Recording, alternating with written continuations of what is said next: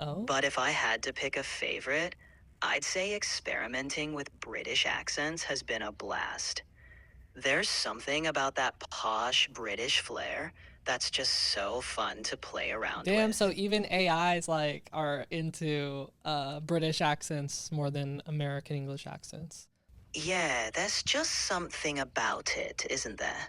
The British accent carries a certain charm and Wait, what sophistication. the? It's no wonder it's so appealing, even among AIs. It's giving Cedric Diggory. Ah, a bit of that Cedric Diggory vibe, eh? I'll take that as a compliment. There's definitely something magical about a good British accent. Should I conjure up some more Hogwarts charm, Well, or I'm would you curious prefer now we that we're switch on back to accents our regular? again. Like, where did the British accent come from? Was like the American accent just like a different British accent, or what's like the actual T on that? Certainly.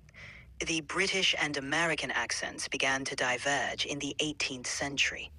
Back then, British English was closer to what we now consider an American accent.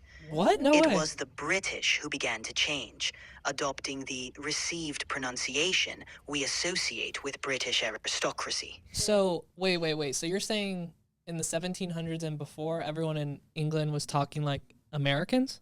In a way, yes. Before the 18th century, the English accent, especially among the upper class, was closer to what we now recognize as American English. What? The distinct British accent we know today, with its received pronunciation, emerged later as a symbol That's of really brat. status and education. So back in the 1700s, the English accent was neurotic, with pronounced R sounds, similar to American Did you say accents. the accent was neurotic? No, not neurotic. I said rhotic, which means pronouncing the R sounds in words. Early American and British English were both rhotic, but British English started to drop the R sounds in certain environments, leading to the accents we hear today.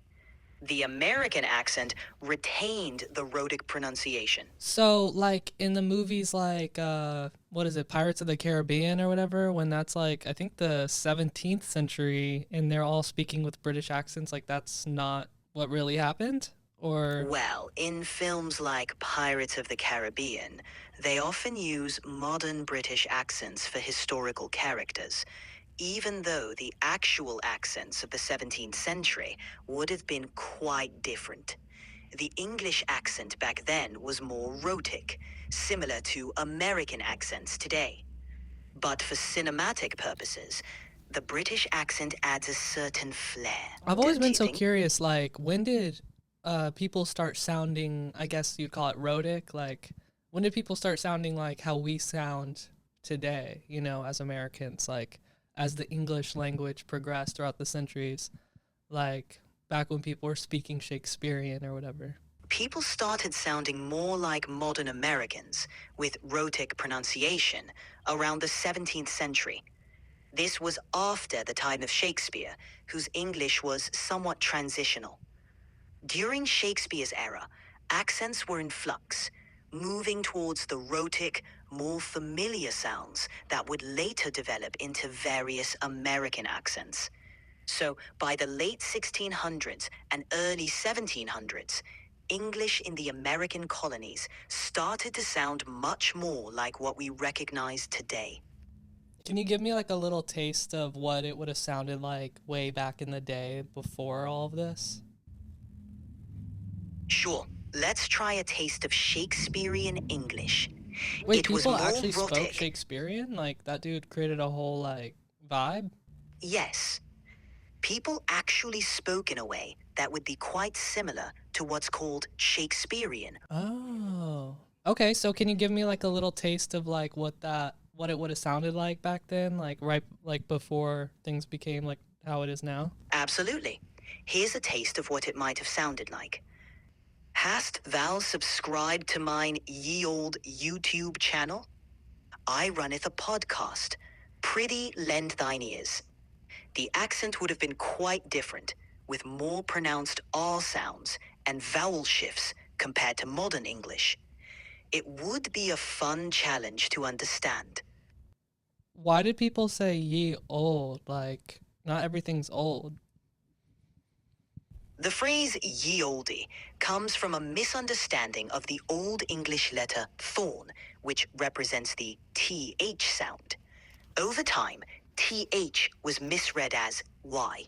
The The word fuck? old just means old, but adds a quaint, archaic flair when paired with ye. So it wasn't that everything was old, it was just a way of writing the old that looks antiquated to modernize. Let's go back even further. Like, let's say let's say we figured out how to time travel. We just dropped into the 10th century, London, right? You know, how would you say like, yo, where do I like go to get some food and some drinks or whatever? Like, how would you say that in 10th century English?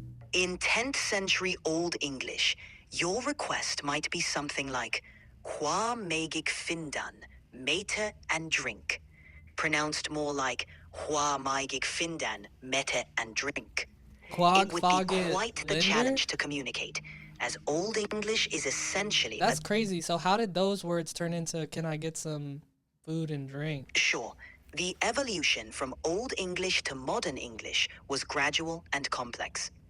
Words transformed through shifts in pronunciation, spelling, and grammar over centuries.